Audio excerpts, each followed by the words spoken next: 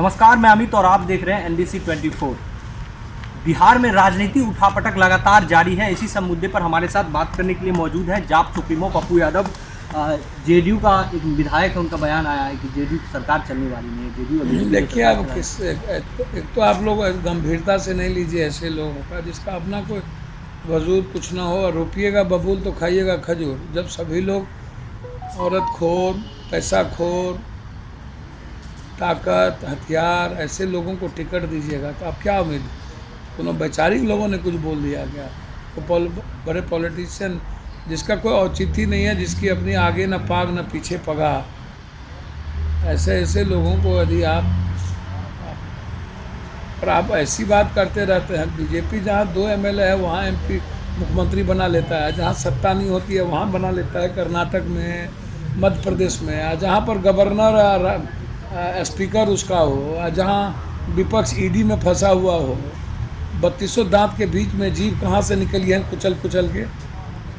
या तो नीतीश जी रहेंगे, या नहीं तो बीजेपी की सरकार बनेगी, या नहीं तो सब चुनाव होगा। 2 ही बातें तो होगी, तीसरी बातें कहाँ होगी भाई?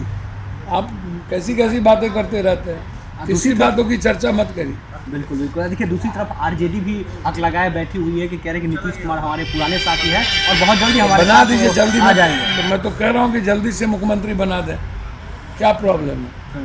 नीतीश जी स्वाभाविक लीडर हैं। बात सही है कि नीतीश जी को मारने में कोई कसर बाकी नहीं रखी, फिनिश करने की कोशिश। नीतीश जी भूले, नीतीश जी से भी कुछ भूले हुई उस वक्त। कारण क्या है, नीतीश जी का स्वभाव नहीं था जिस तरीके की गठबंधन में होने लगा था। लेकिन उसके बाद बीजेपी ने अच्छा फ़ायदा उठा लिया कि अब जाएंगे कहाँ। और दूसरी तरफ बीजेपी को पता है कि मेरे मुट्ठी में जब पूरा का पूरा केस है और हमसे बाहर कोई जा ही नहीं सकता, तो दोनों हाथ में लड्डू है बीजेपी की। तो नीतीश जी को फिनिश करना होगा, कांग्रेस को तोड़ना होगा, तो बीजेपी न तोड़ेगी। पैसा बीजेपी के पास है, विधायक बिना पैसे के तो टूटेंगे नहीं। और सत्ता जहाँ होगा, मंत्रिमंडल और पैसा, तीनों चीज़ होगा तो वहाँ जाएगा। तो बीजेपी का कैरेक्टर जो दिख रहा है, अभी देखिए ना, बंगाल चुनाव के बाद ही ना कुछ चीज़ें होगी। खरमास के बाद क्या होती? बार बार यह कहना कि 5 साल चलेगा, ये सर्टिफिकेट क्यों देती? तो इसीलिए आप ये उम्मीद मत करिए कि कभी आरजेडी बना लेगी या कोई और मुख्यमंत्री हो जाएगा। या तो नीतीश जी रहेंगे, या तो बीजेपी बनाएगी, या तो चुनाव।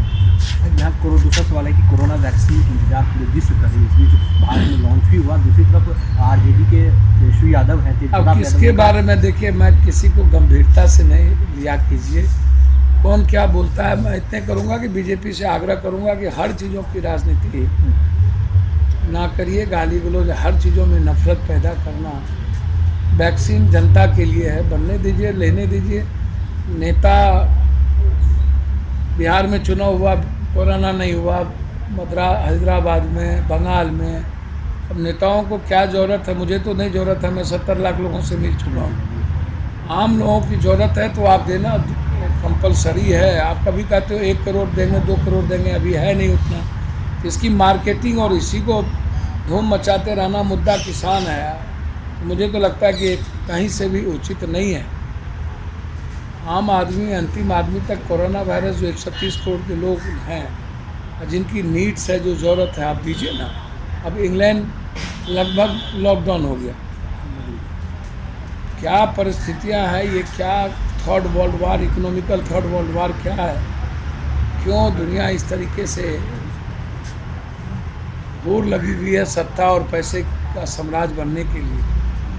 मुझे तो लगता है कि मैं अपने से सोचता हूँ कि मैं लाखों लाख लोगों से मिलने के बावजूद पप्पू यादव को कोई कोरोना और कोई बीमारी नहीं हो।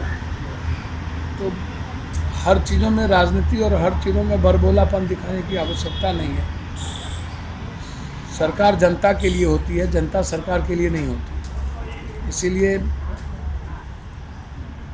ऐसे बयानों का कोई औचित्य नहीं है।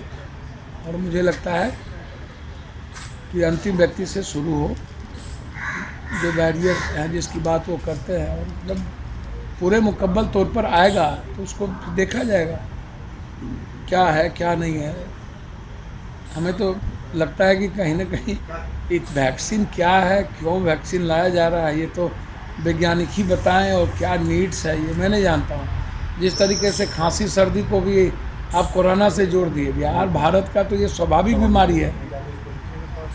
छाया में जाइए, पानी में जाइए, जो वेदर है, भौगोलिक परिस्थितियां हैं, उसमें खांसी सर्दी कब होगा कहना मुश्किल है, और उसको भी जोड़ देना कोरोना से, मैं तो इसको गलत मानता हूं। एक आखिरी सवाल है, किसान से जुड़ी हुई दरअसल है, लगातार बैठकी की दौड़ चल रही है, किसान लगातार। सर कोई मीनिंग नहीं है, कुछ ये हरास करने का तरीका है, पजल्ड आप कर रहे हो, आप टॉर्चर करते हो, एक तरफ गाली गलौज देते हो, आप तरफ आते हैं सबको। तो आप जैसे कोरोना वायरस में एक समाज, एक कौम को 2 महीने तक ज़िंदगी हराम कर दिए थे कि कोरोना जमात से आ गया, ये आ गया, क्या लोग बोलने लगे थे। अब आप सिखों के बारे में, जाटों के बारे में उल्टा पुल्टा बोलते हो, दलाल है, खालिस्तानी है, फिंडर वाला है, फिर कुछ बात करते हो। तो लगातार अगले 2 साल पहले दलहन की क्या स्थिति हुई, दलहन की आप उसको नहीं देखे, एक व्यक्ति ने किस तरीके से लूटा, 2-3 व्यक्ति ने। तो जो परिस्थितियाँ लगातार दिख रही है उसमें साफ है। और आप एक तरफ जमाखोरों को ये कानून, और भारत अब मेरे ख्याल से किसानों को या तो कृषि के उद्योग का दर्जा लेना मांग करना चाहिए, या नहीं तो अपने फसल की कीमत खुद किसान हर साल तय करे। इस पर कमेटी बना करके खुद सरकार का इंटरफेरेंस ना हो, बाज़ार मेरी हो, मंडी मेरी हो, हमारा किसान तय करेगा कि मंडी में हम किस रूप में फसल बेचेंगे। तो जिस तरीके की अभी हालात और सरकार जिस तरीके से बात कर रही है वो कहीं से भी सही नहीं है ना। डीजल की दाम बढ़ गई, पेट्रोल की दाम बढ़ गई, किसानों पर सब कुछ का बोझ पड़ रहा है। आप एमएसपी मात्र 2, 4, 5 फसलों पर लाते हो, 2 फसल पर बिहार में है। आप हल्दी, नमक, तेल, मिर्चा, मछली, अंडा, आम, धनिया, तेजपत्ता, गोभी, फूल, न तो दूध पर आप एमएसपी सब पर लाओ ना। जो चीज़ें हम बेचते हैं उस पर लाओ। हर चीज़ों में तो घाटे का सौदा हमको होता है।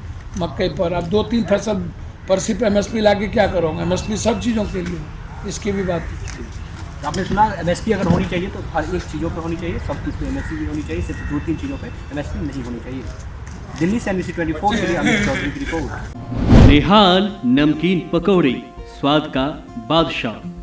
कुरकुरे और खांसते पकौड़े, मात्र 5 रुपए में बदले अपने मुंह का जायका।